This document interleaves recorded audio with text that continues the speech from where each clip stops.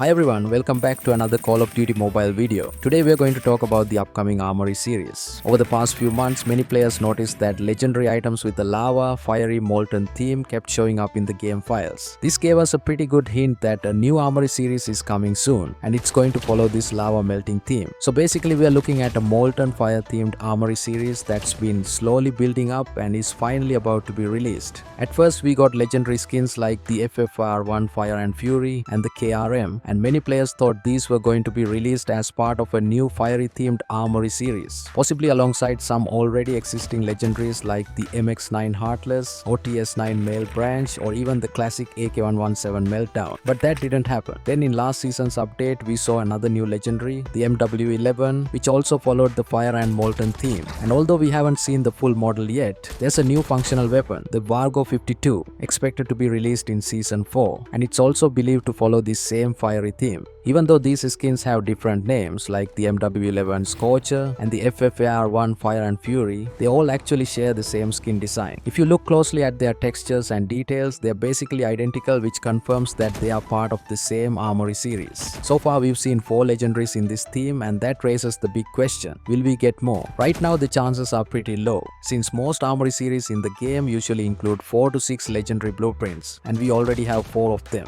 The other lava, fiery or molten themed legendaries like the MX9 Heartless don't exactly match the same texture or design as the new ones we've been talking about. For example, even though the MX9 Heartless has a fiery look, it actually has a crocodile theme built into its design, which makes it stand out as something separate. So based on how similar the textures and styles are for the MW11 Scorcher, FFAR1 Fire and Fury, and the others we've seen so far, it's more likely that these 4 legendary blueprints are the ones that will be included in the upcoming fire or lava themed Armory series, instead of mixing in those older fiery skins that have their own unique themes. But is it actually worth going for this Armory series? Let's take a closer look. If we compare the very first leaked skin, the FFAR1 Fire and Fury, to the default version of the weapon, this legendary has a pay to win iron sight. It completely removes the ghost ring that you see in the default version, making it way easier to aim. The same thing goes for the KRM 262. The legendary version is much easier to use than the base version because of its clearer iron sight. Now looking at the last leaked skin, the MW11 Scorcher, its iron sight isn't a huge improvement, but it's still a bit better than the default, making it at least a small upgrade. So overall, some of the blueprints in this Armory series do seem to offer useful advantages, especially when it comes to aiming. It's also worth mentioning that these skins look really cool when you use different completionist and tournament camos on them. The molten areas get completely covered by the camo, which transforms the skin into something that looks totally new and unique.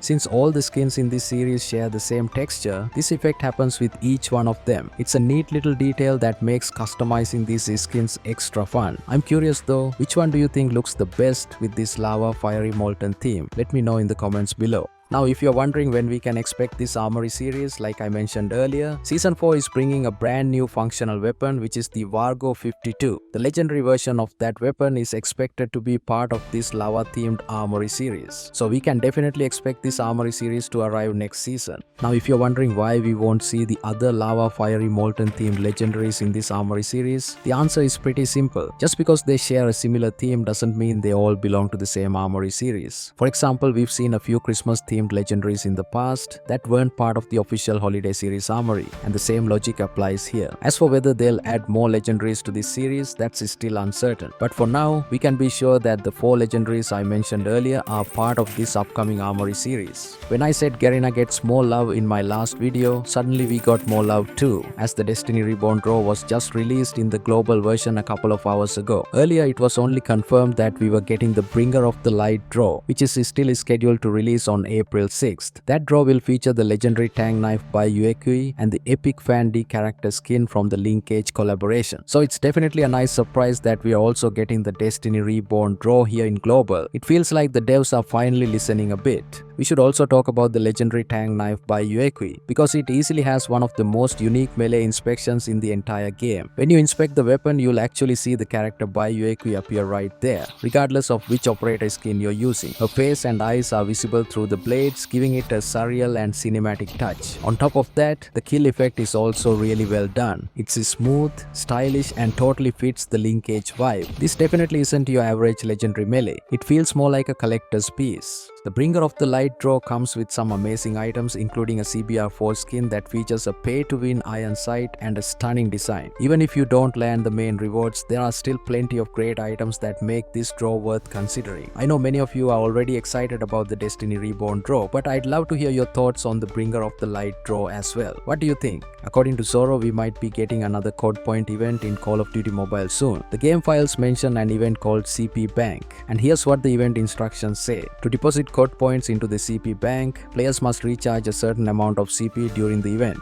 However, the exact amount hasn't been revealed yet. Also, deposits can only be made during a specific deposit period. After depositing COD points, players will receive a CP rebate based on the amount deposited. Both the deposited CP and the rebate CP will be split into 10 equal portions, with one portion unlocking each day, starting on the day of the deposit. There will also be minimum and maximum deposit limits, and higher deposits will result in bigger rebates. Based on these details, this event seems similar to a CP rebate, but instead of receiving the bonus CP all at once, players will get it gradually over 10 days. This could be an interesting way to earn extra CP over time, and we'll learn more once additional details are revealed. And that's it for this video. Hope you guys enjoyed it. If you found this helpful, leave a like, subscribe, and click the bell icon so you don't miss any updates. Also check out my other videos, and I'll see you all in the next one.